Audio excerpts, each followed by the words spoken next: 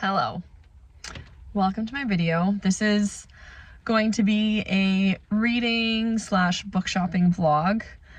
It's 3 o'clock in the afternoon. I wanted to be starting this video around like 11 a.m. but that's okay. We are being flexible and rolling with the punches. So today I kind of want to do like a tourist in Winnipeg series where I just go different areas of Winnipeg, different neighborhoods, and vlog my time. Like, really, this channel, it's about Canadian books, but it's really also my excuse to be able to vlog. Like, I just love it. So here we are. I'm by myself. The kids are at my parents' place, and we are doing Sherbrooke Avenue, just Sherbrooke Avenue. We're starting Cornish Library, which is at the top of Sherbrooke. And I had actually never been to this library before. I was there for the first time last week, and it's so nice. It's this really historic home. What do you call it? Like the frame, like the wood frames along the doors and the baseboards. It's so nice. And so we're gonna go in, we're gonna look around, find some good books, and then we're just gonna like hop along down Sherbrook, pop into some coffee shops. There's a Salvation Army I can do some book shopping at, and I don't think there are any other stores for book shopping, but we'll see. So let's head into the library and see what we can find.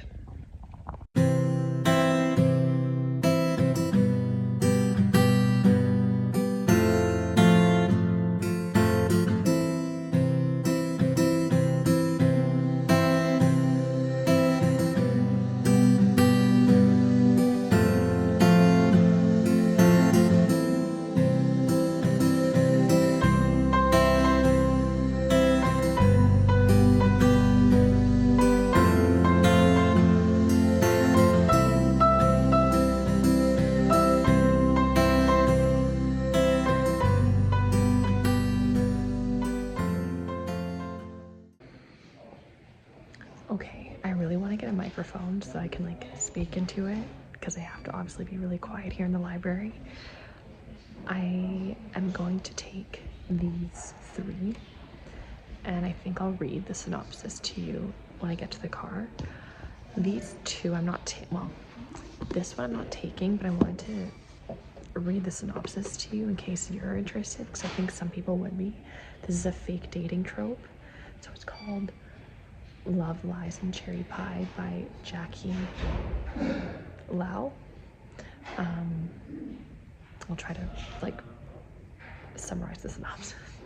Basically, her parents really want her to get married. They really want her to date this like a friend's son called Mark, and basically to get them off of her back, she goes on fake dates with him. With each fake date, Emily realizes that Mark's not quite what she assumed, and maybe that Argyle sweater isn't so ugly after all. Obviously, they're gonna end up together. This one,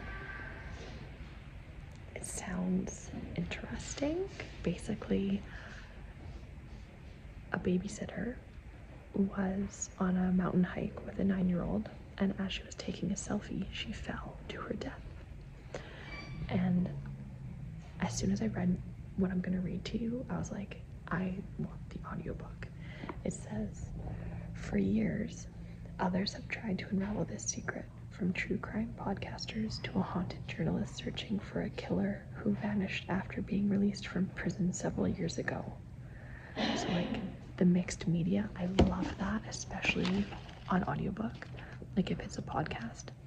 So they had it on like right away. I don't have to wait, so I got that right now. Anyway, I'll read you the other books in the car. Okay, safe and sound in my car where I can talk in a normal voice. So this was the first one I picked off the romance shelf. It's Rules for Second Chances by Maggie North.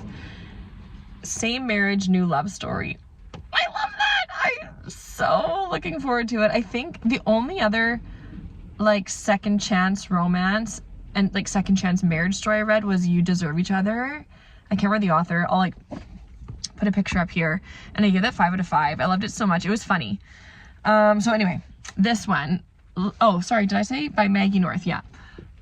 Liz Lewis has tried everything to be what people want, but she's always felt like an introverted misfit in the boisterous world of wilderness expeditions. That is.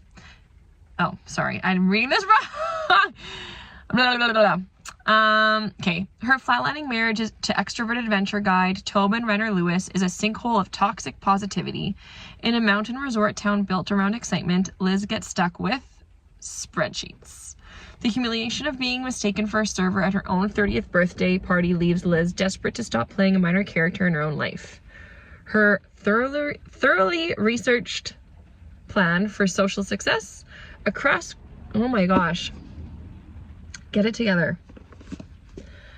A crash course in confidence via, I don't know why I'm having such a troubled time reading, via an improv comedy class. The problem? She's terrible at it, and the only person willing to help her practice is Tobin, who seems dead set on saving their marriage, one bonkers improv scenario at a time. But as they grow closer, she's forced to confront every reason they didn't work the first time, along with her growing suspicion that her differences might go deeper than simple social awkwardness. Liz has just 8 weeks to master improv's biggest life lesson. Yes, and? Or she'll have to choose between the love she always wanted and the dreams that got away. So I've never read from this author. Like, all of the authors I picked, well, all of them except one, I've never heard of before or read from before. This is Maggie. She lives in Ottawa. She lives with the man she met in the 9th grade. Wow. This is her first novel. Okay, come on, Maggie. Let it be a good one. Okay, I got 2 books for the kids from like the French section of the kids. I got Louis Renard and Maurice et Léopold. So hopefully those are fun for them. And then, okay. Death at the Party by Amy Stewart. Okay. Nadine Walsh's summer garden party is in full swing. The neighbors all have cocktails. The catered food is exquisite. Everything's going according to plan. See, when I started reading this, I was like, is this set in England? Just because, you know, like a garden party, cocktails on the patio, like outside, it just speaks British to me. But Nadine, devoted wife, loving mother, and doting daughter, finds herself standing over a dead body in her basement while her guests clink glasses upstairs. What happened? How did it come to this? There's a little bit more, but that's essentially it. So I think it sounds good. And so this author, Amy Stewart, best-selling author of 3 novels, Still Mine, Still Water, and Still Here. Amy lives in Toronto with her husband and 3 sons. And this cover, I mean, so nice. So nice. When was this published? 2022, I think. 2023. So yeah, these books are all like, you know, pretty new. And then finally, I had this from the library and I returned it. I didn't end up reading it, but I want to. It's Long Island. This is the sequel to Brooklyn by, I don't know how to pronounce this Irish name, Colm Toibin.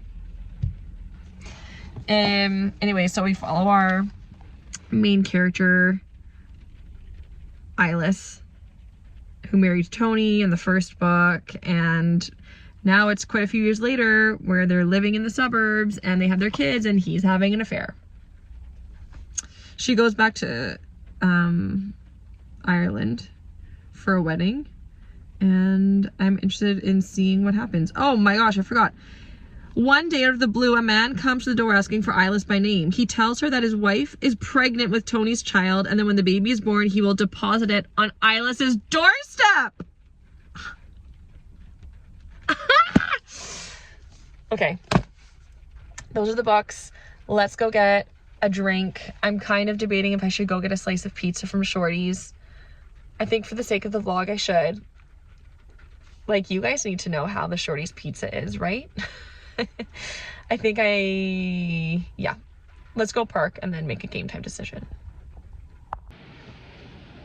Okay, I parked in front of Tom Bargain Coffee right here. I decided against the pizza. I'm not that hungry right now, and I just don't feel like pizza, so I'm not gonna spend the money or waste the space in my tummy, waste the calories, just for the vlog.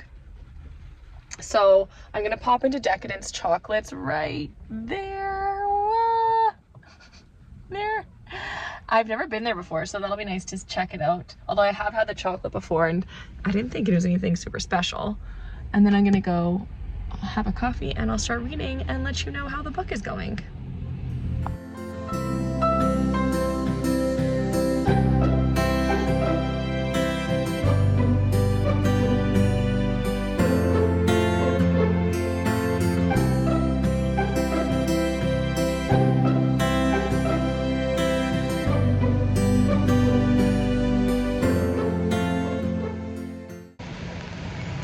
That decaf vanilla latte was so good. They make their own syrup there, so that's why I got the vanilla latte. Oh my gosh, there's so much traffic. It's gonna start moving and you won't be able to hear me. I started the book, read 2 chapters. Good. Like, nothing really to report. I like the writing. I like the introduction of all the characters. I'm confused to, like, the first chapter is her standing over the dead body in the basement, and I don't know who it is. I don't think it's like her husband, because of course that's kind of like your first guess.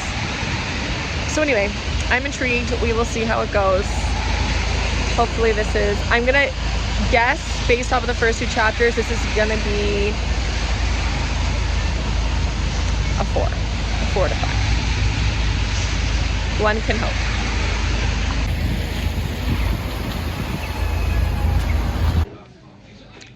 Okay, this Salvation Army is really small. They don't have a huge book selection. They do have some good stuff though. Like, they have Ruth Ware down here, a few Lisa Jewels over here, The Paper Palace. They have like a Copy of Atonement, which I love. If you haven't read that book, I really, really like it. I don't know, there's nothing, I don't think I'm gonna pick anything up. Like, this one kind of seems interesting. A nonfiction, of course, like a memoir. I read this and I thought it was okay.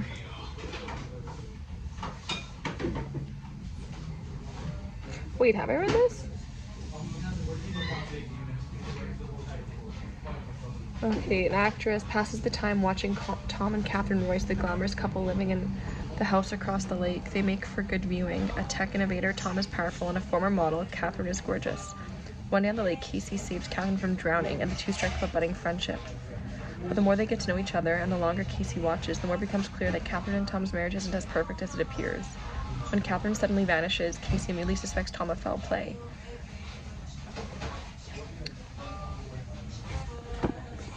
I don't know if I read this. I'm gonna check my Goodreads.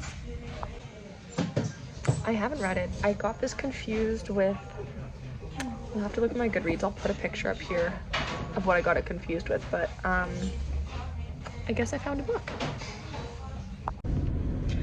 So I looked back on which Riley Sager novels I have read, and I read The Last Time I Lied, and I only gave it a 2 out of 5.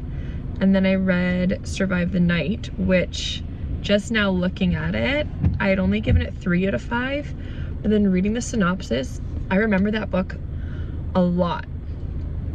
And I actually changed my rating from a 3 to a 4 because that book has stayed with me. I really liked it, and I thought the writing in it was really good. So I'm looking forward even more to reading this one. Like, is it actually, I read a 3rd one. Hang on, let me check. No, never mind. It was just those 2. So I'm looking forward to this one, to seeing if it'll be a 2 or a 4. That's a pretty big difference. So anyway, I'll just keep you up to date with what I'm doing as I'm doing it. I'm popping home to get Carlos, and we are gonna have our date night back here on Sherbrook. And you're coming along for the ride. Carlos is with me. He made it. We're gonna go have a pre-dinner drink in next door.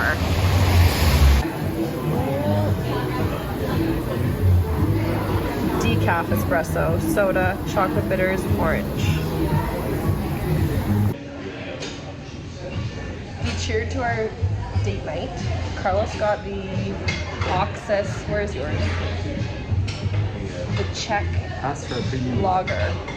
And what were you saying about it? Repeat what you just said. It's coffee and malt. Typical Czech beer. Try.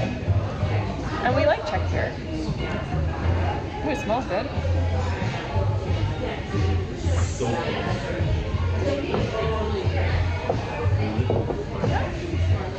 Typical. It's good. Try mine. Mine is really like bitter and orange up front, but then it has like the nice chocolate and coffee flavor in the finish. Oh yeah, definitely. It's cool. Because it's chocolate bitters in there, and you do taste it. It is actually really nice, but it's not sweet at all. So anyway, we're gonna be here, hanging out. Maybe I'll read a chapter of my book. Okay. And then we will go to our next spot. Sounds good. Okay, I did not read a chapter of my book. I paid attention to my husband. And I enjoyed your beer. I don't know what I think about that drink I had. Like, I don't think I'd order it again. Yeah, it's nice. Like, part of me enjoyed it and part of me didn't.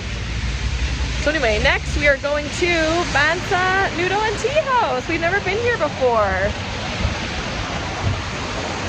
It's literally next door to this place. So let's see how it is. Ramen. The ramen came. I got the chicken ramen, and I think it's really good. What did you think about it? It's really tasty. I like it. Yeah. Yeah, I think it's good, and I would come back here. I got rice noodles, which I'm happy about. Gluten-free, which is good. So I shouldn't have any bloating or any issues. No breakouts, hopefully. Would you come back here? Yeah, definitely. I think the prices are good. This was like $17, I think. We made it to our final stop. We're at the Handsome Daughter. This is a bar on Sherbrook. They have a bunch of different events. Tonight it's trivia night, and it's like a Halloween Simpsons trivia, so we are not partaking because we would know nothing.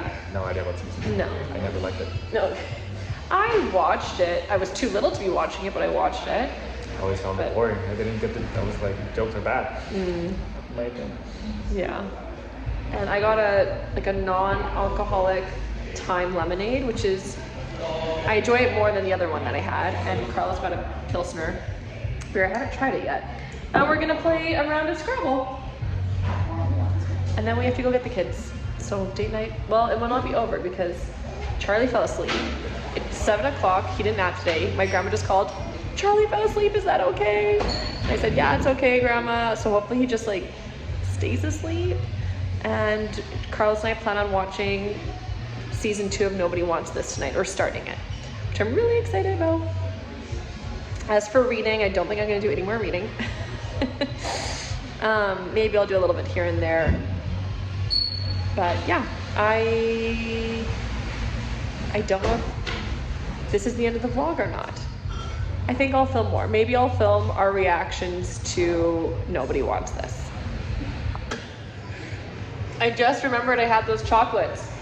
I had the salted caramel one in Tom Bargain and it was good. We just tried the strawberry balsamic and Carlos didn't like it.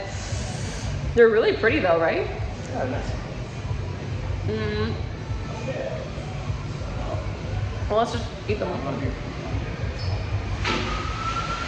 Let's do, I think the pistachio will be the West. So we should save that one for last. This is the cinnamon cardamom.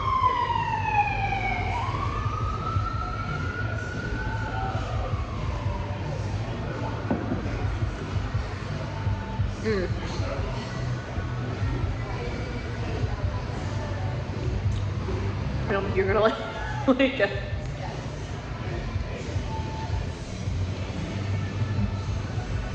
perfect. I mean, it's okay. They're so expensive. It is. For these 4 chocolates, it was like $12. $11.88. Okay, try the pistachio. Aye. Yeah, like a spooky Halloween one. Okay. Gosh, I'm having crazy sugar overload.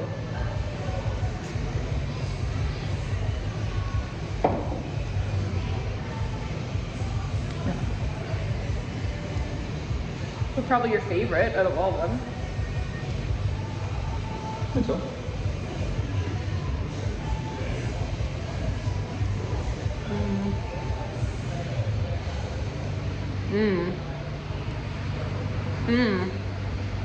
That one's good.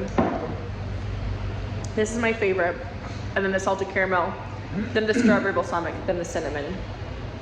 And cardamom. Okay, we're doing really well with Scrabble. We're moving pretty quickly. I'm stuck right now. Well, we were.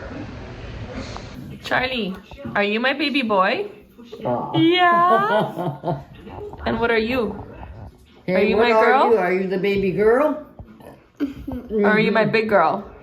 Big girl. You're my big girl? And you're my baby boy? Yeah. It's the next day. Last night we did watch 3 episodes of season 2 of Nobody Wants This, and I think I enjoyed it more than Carlos. He sat through it. I think the first season was funnier. The second season there are funny scenes. I just don't really get like what the conflict is anymore. I can't remember any characters. No, I can only remember some characters' names. So Morgan, Joanne's sister, the whole like conflict of her relationship with Adam Brody's brother, Noah's brother, and the wife, like that whole interaction at the dinner party was so weird. It's so weird. Mommy, and how they're Taylor at the baseball game. Not working. What's that? The orange not working. Can you look at? I got Athena some blow pens, some art blow pens. Let's see. Oh, gosh. Okay, I'll help you in a minute. Let me finish this. And that just makes me so uncomfortable. Like, it's so weird. And then it's like, okay, there's the conflict with the mom not accepting Joanne, but the whole thing of like Joanne converting or not converting, I don't get why it's a big deal, because she doesn't have a faith. Like, she doesn't have traditions or a faith, or like her culture is just like generic American. And I mean, I guess you could argue like, well, he hasn't even proposed. Like, why would she convert for a boyfriend? Like, maybe she would convert for a fiance, a husband. Like, if they were actually going to get married and start a family, then she'd be like, okay, yes, I'll convert for you for that, but I'm not converting just because you're my boyfriend. I just don't get the big deal. It's not like she is a hardcore Christian or Buddhist and needs to convert. So anyway, I don't know what the conflict's gonna be like in the episode 3 or episode 2. Like, he already didn't get the promotion, he didn't get the job, and in episode 3 he's leaving the temple to go pursue something else. So is that even gonna be a plot point anymore? So I just don't know where this show is going. Like, season 1, it was like very clear where this is going. Season 2, are they just making episodes to make episodes because the show is popular? I don't know. Anyway, that's the end of this vlog. Thanks for watching, and I will see you in the next one.